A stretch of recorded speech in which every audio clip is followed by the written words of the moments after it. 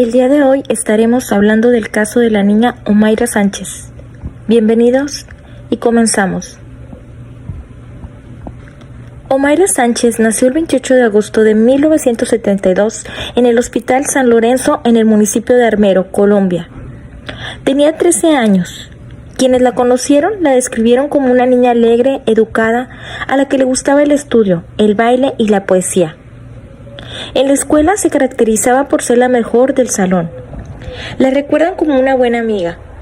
Al terminar la primaria ingresó al colegio La Sagrada Familia.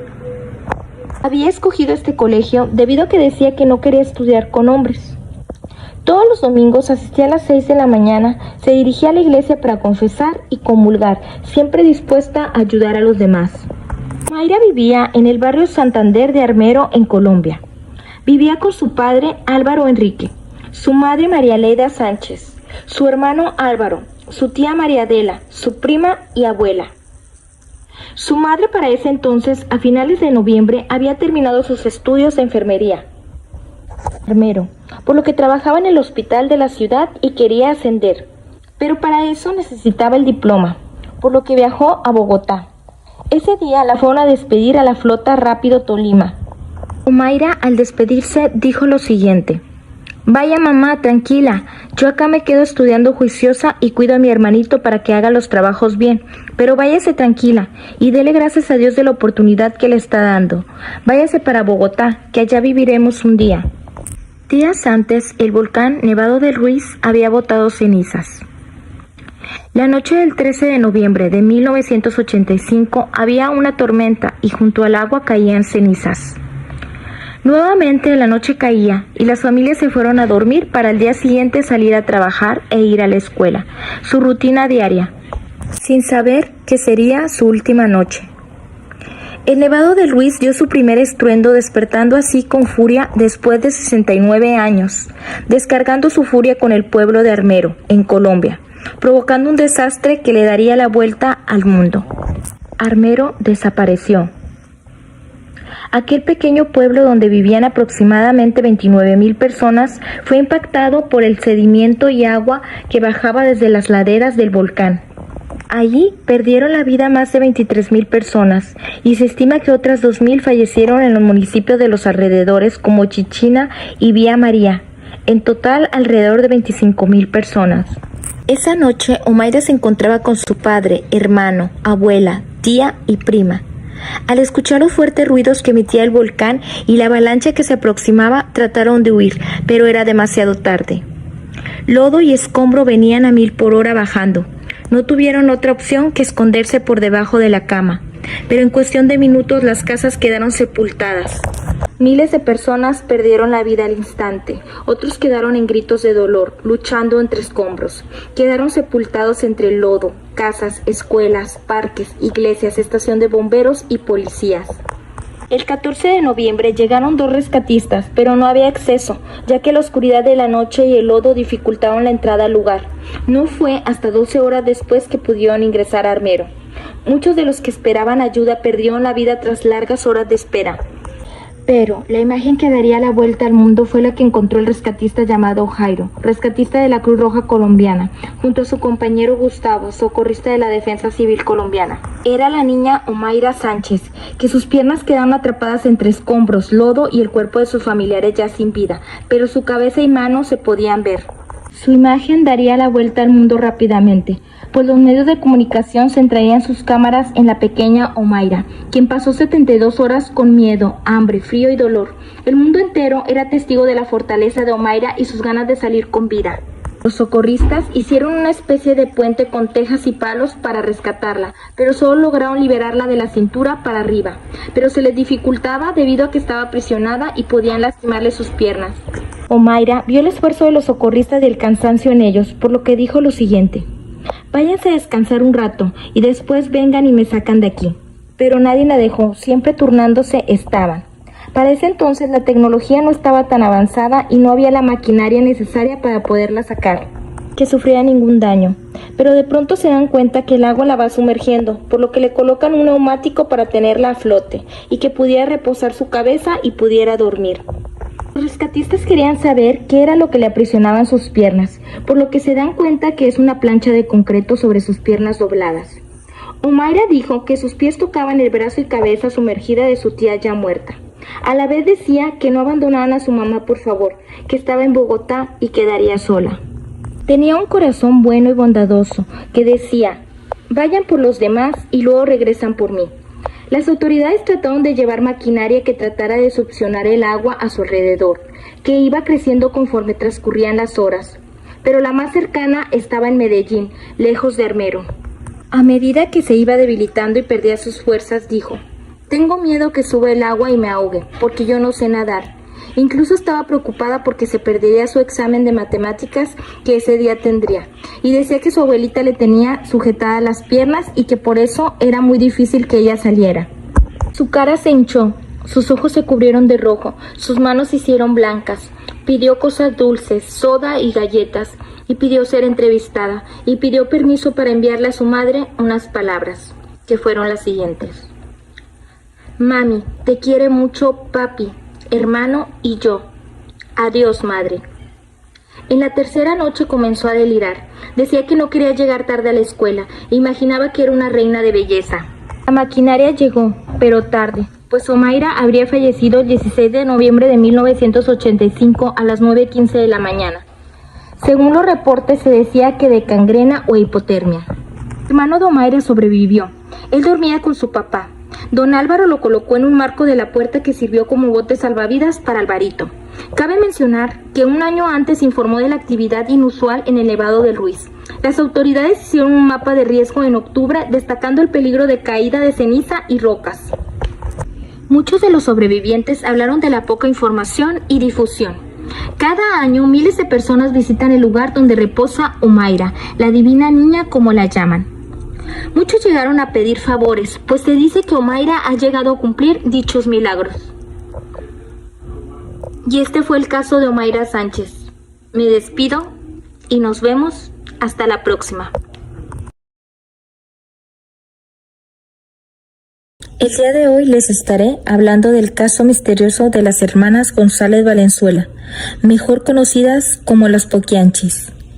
Bienvenidos y comenzamos. Unas hermanas que sembraron el terror, una historia oscura de abusos, crímenes y trata de blancas, que manchó a México entre 1945 y 1964. Pero comencemos desde el principio.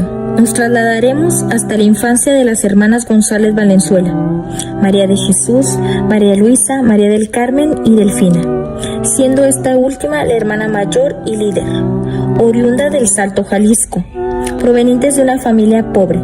Su padre, Isidro Torres, se sabe que fue un policía del gobierno porfirista, que abusaba de su poder como policía, con severos problemas de alcoholismo. Esto lo llevó a maltratar a su familia. También se rumora que el padre obligó a sus hijas a contemplar la tortura de varios detenidos, cuando eran apenas unas niñas. La madre, Bernardina Valenzuela, una fanática religiosa.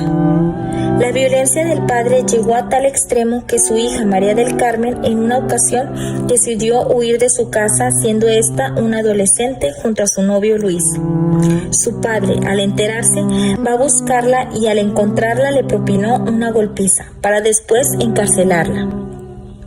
Durante esos días que la encarceló, él tuvo una misión, una orden de aprehensión en contra de un delincuente que era muy buscado en esa época, llamado Félix Ornelas.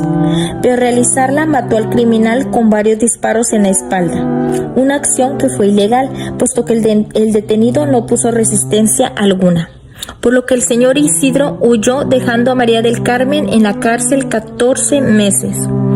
No fue hasta que el dueño de un abarrotes con el que la mujer había tenido una relación amorosa pagó su fianza. Así que María del Carmen quedó libre y tuvo un hijo de este hombre. En 1935, las hermanas, debido a la pobreza en la que vivían, decidieron todas pedir un empleo en una fábrica textil, pero sus salarios eran sumamente bajos, razón por la que en 1938, con el fallecimiento de sus padres, las hermanas repartieron su herencia, y Delfina, la hermana mayor, con su parte del dinero, abre su primer burdel en el Salto, Jalisco. donde no era permitido este tipo de negocios, por lo que después de una riña dentro del establecimiento fue reportado a las autoridades, quienes tras llegar e inspeccionar el lugar lo clausuraron. Es por eso que en 1954 ella decide mudarse a Lagos de Moreno, Jalisco, donde decide poner un nuevo burdel llamado Guadalajara de Noche. Y para asegurarse que no lo cierren, Delfina soborna a las autoridades, e incluso al alcalde del lugar con dinero y favores sexuales. Posteriormente, las hermanas Poquianchis buscaron mujeres que prestaran su servicio y bajo engaños trajeron no solo a varias menores de edad de entre 12 y 14 años, sino que engañaban a la familia de las niñas. Las engañaban diciendo que trabajarían ayudando en una granja, pero en realidad era para que fueran víctimas de trata sexual. Y quien se oponía era torturada y en ocasiones asesinadas.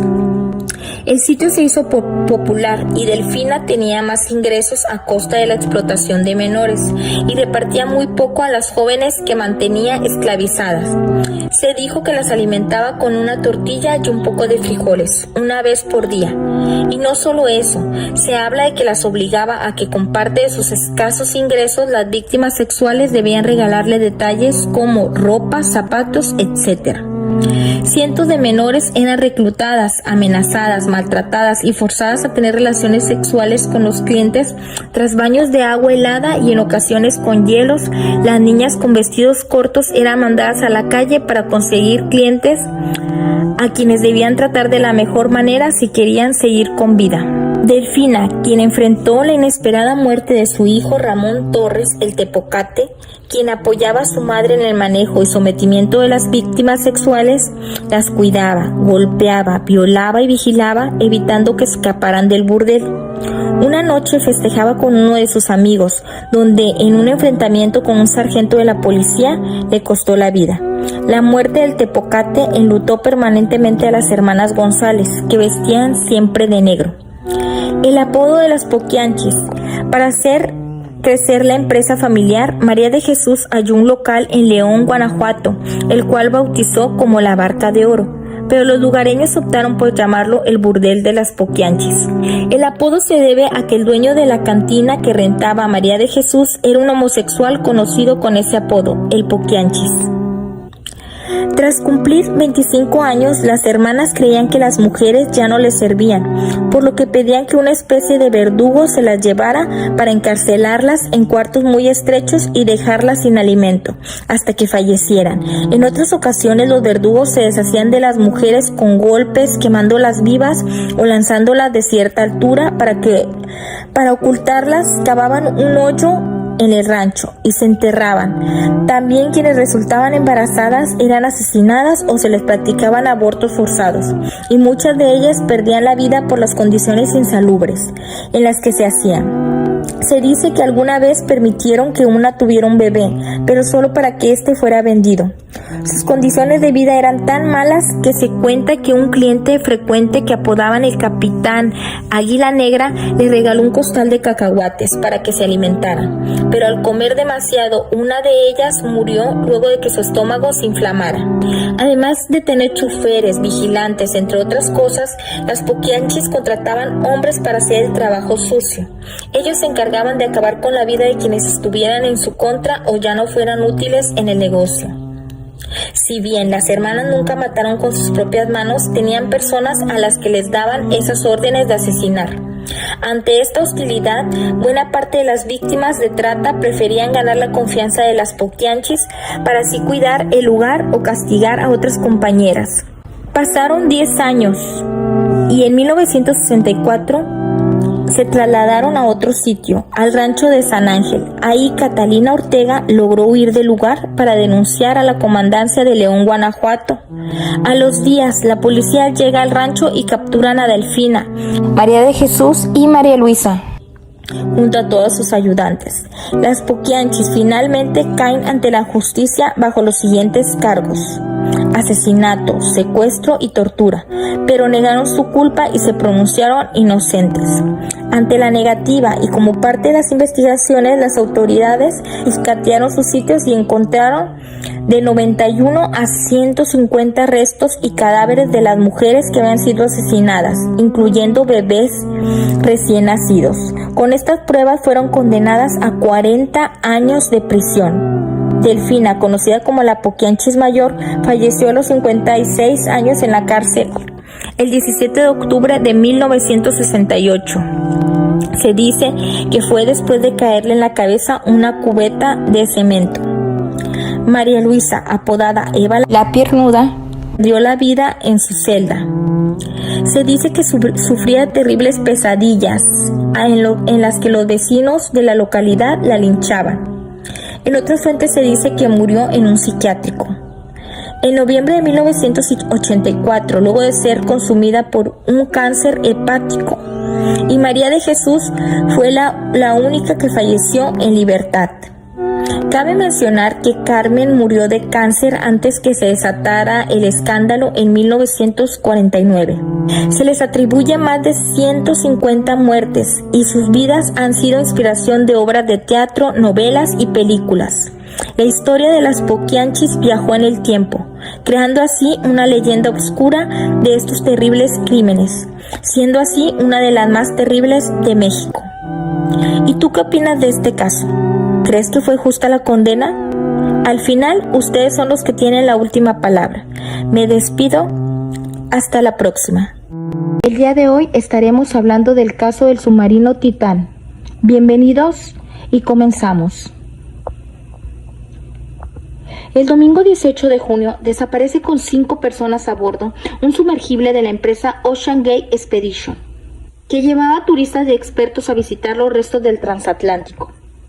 Aviones, barcos y equipamiento especial formaban parte del enorme despliegue que las guardias costeras de Estados Unidos y Canadá coordinaron con traerlos para llevar a turistas y expertos a ver los restos del Titanic, que desapareció el domingo en el Océano Atlántico, con su tripulación a bordo. La operación de búsqueda y rescate tuvieron lugar frente a la costa de Terranova. Las autoridades confirmaron que 5 personas iban a bordo de la embarcación, de la que se perdió el contacto el domingo por la mañana, 1 hora y 45 minutos después de iniciar la inmersión. De 3.800 metros.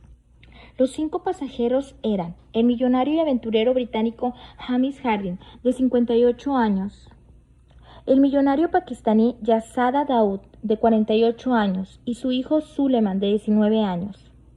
Stockton Roche, fundador y director de Ocean Gate Expedition, y piloto de la nave. Henry Nargeolet, experimentado buzo, era reconocido por su amplia experiencia en la exploración del Titanic.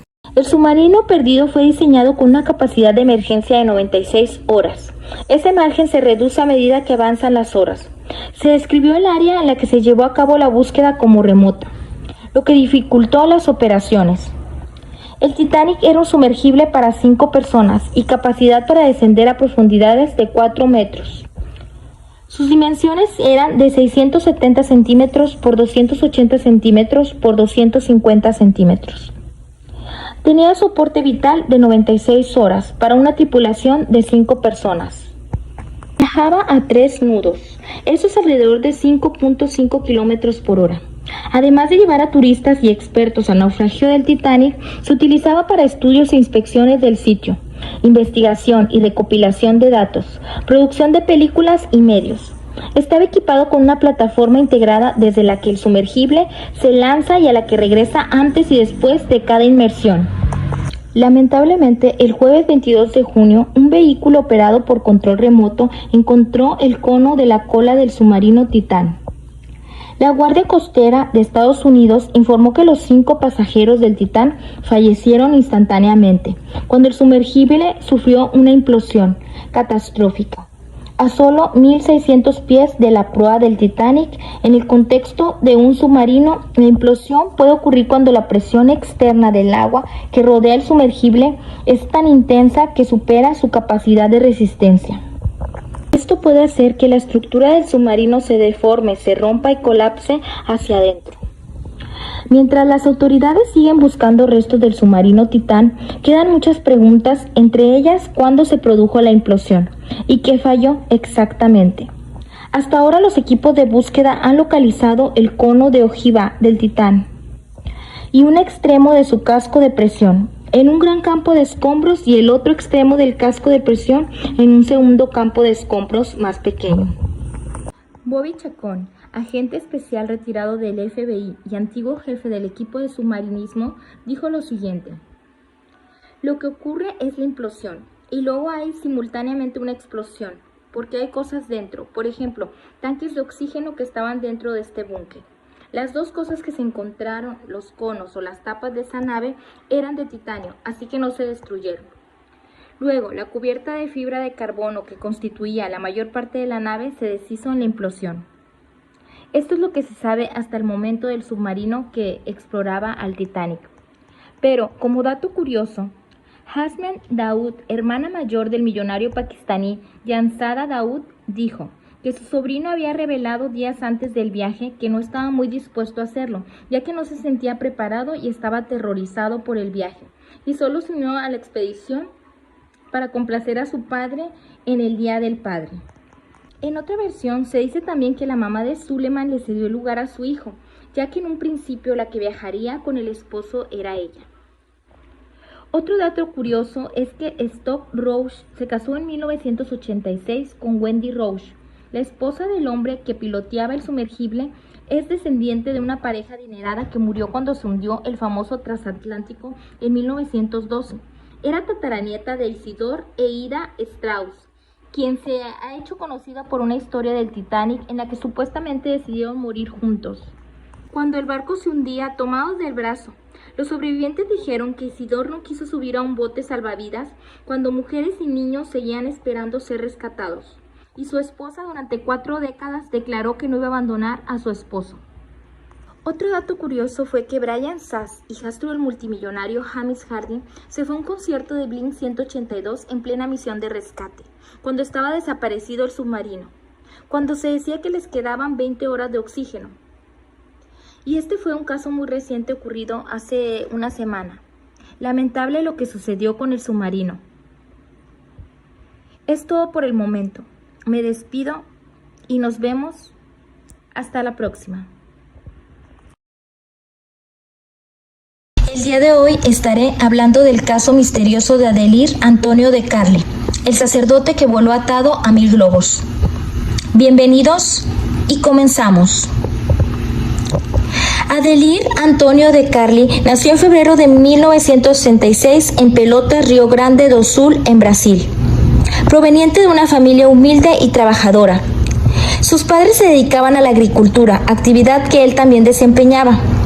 Adelir desde muy pequeño mostró su fascinación por las alturas, que un día comentó a su maestra si podía un hombre volar atado a unos globos, a lo que la maestra le respondió que no. A partir de ahí se volvería una obsesión a la que más adelante lo llevaría a practicar deportes extremos como el paracaidismo. Adelir de Carli decidió convertirse en seminarista y comenzar sus estudios eclesiásticos para convertirse en sacerdote. El padre Adelir se hizo famoso debido a sus características peculiares, ya que volaba enganchado a globos inflados con helio. El padre Adelir oficiaba misa en la parroquia de São Cristóbal en Paranagua y estaba al frente del proyecto de atención a camioneros que se transitaban por la región.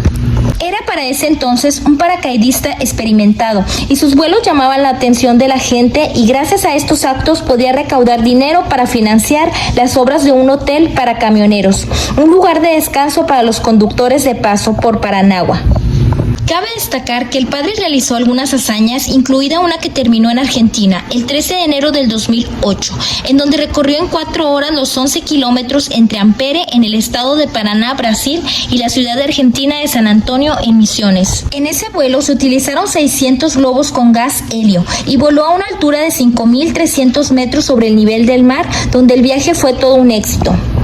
Ya que les di una introducción, vamos al día en que ocurrieron todos los hechos.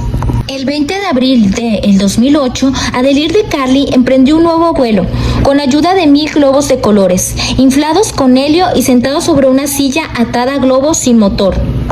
Partió desde la ciudad de Paranagua en el estado de Paraná, en Brasil, y su destino era Dourados, en la ciudad en el Mato Grosso do Sul, cerca de Paraguay. Un viaje que duraría unas 20 horas con el fin de recaudar fondos para los camioneros. El padre quería romper el récord de este tipo de vuelo que pertenecía a dos estadounidenses que alcanzaron la marca de 19 horas volando con globos inflados con gas helio. Pero, a pesar de que el clima no estaba a su favor, ya que había viento y lluvia, el padre decidió emprender el vuelo.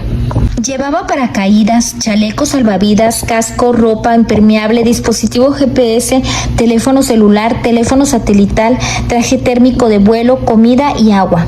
20 minutos después de su partida, se comunicó por celular y dijo que había alcanzado una altitud de 5.800 metros sobre el nivel del mar, cuando lo previsto era que volara a 3.000.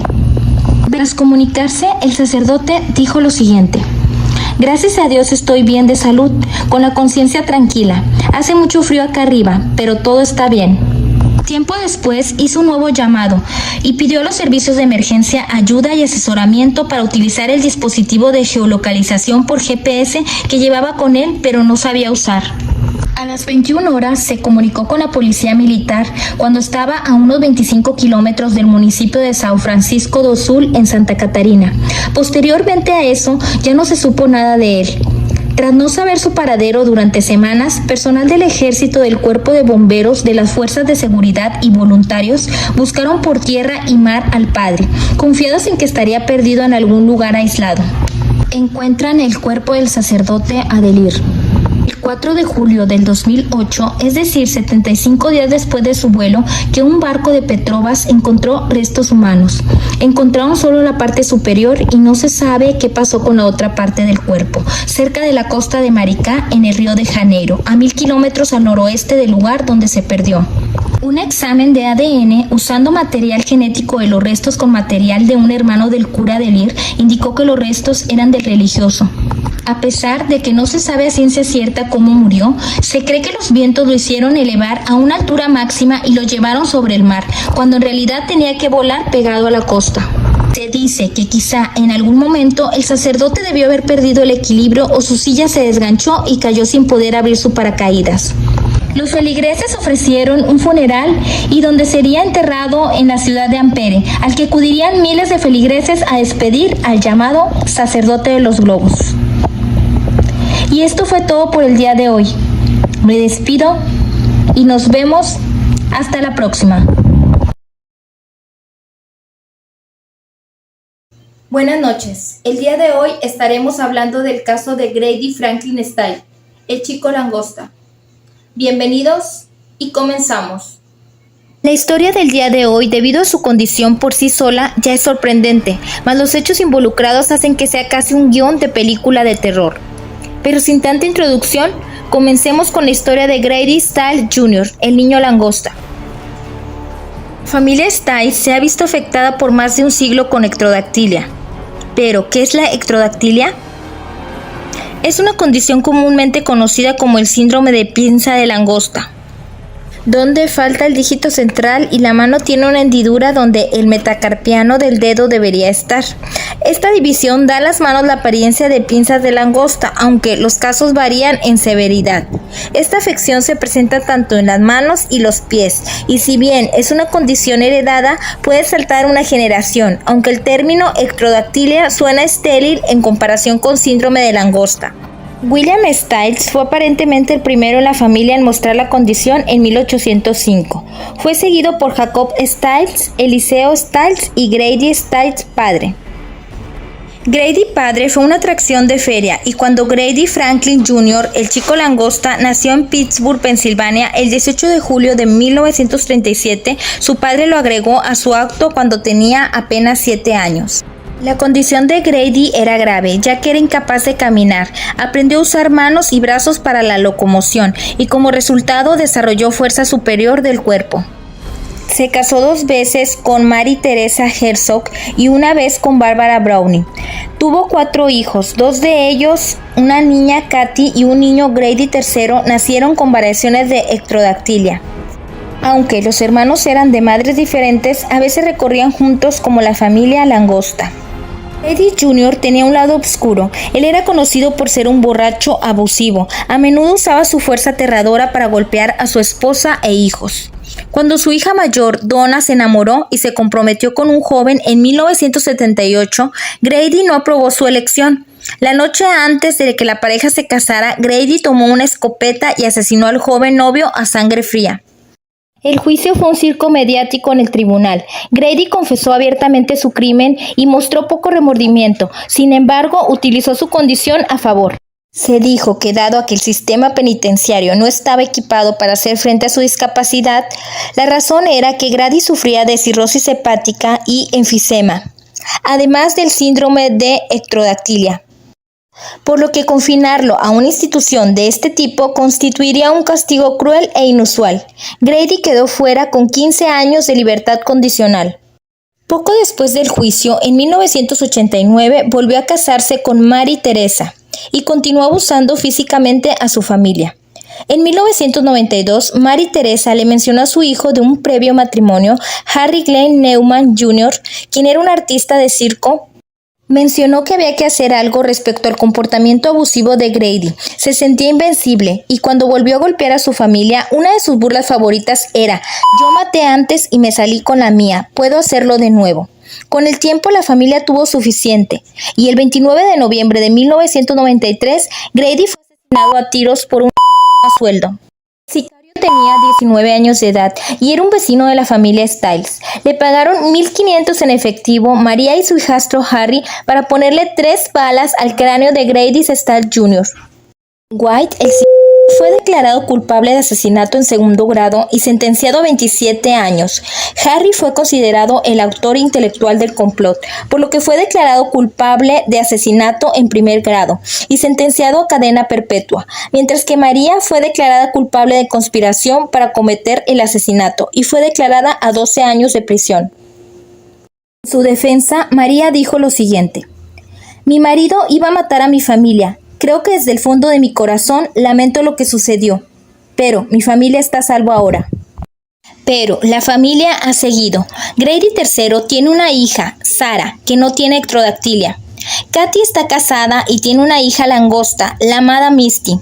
Katy ha tomado clases de actuación y ha aparecido en la serie Carnivale y en la película de Tim Burton Big Fish.